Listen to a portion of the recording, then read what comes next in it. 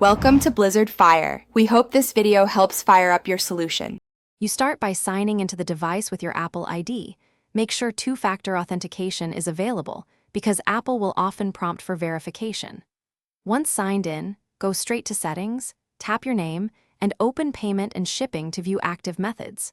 You should note which card or PayPal is primary and any subscriptions tied to this payment.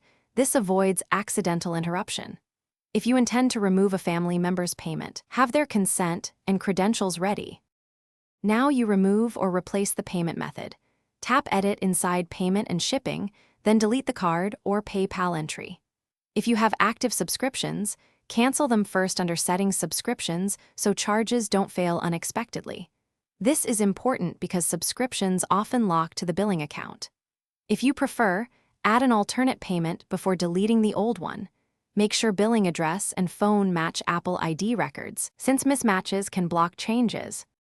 Finish by signing out of Icloud and signing back in to force the account to refresh. Then verify payment and shipping shows the removal. If you're part of family sharing and the family organizer pays, you must request they change the family payment or remove the family link, because you cannot override organizer settings. If deletion fails, restart the device, retry, and if needed, contact Apple support with your Apple ID and device serial. This resolves account flags that prevent deactivation. Thanks for watching. If you found this helpful, don't forget to like and subscribe.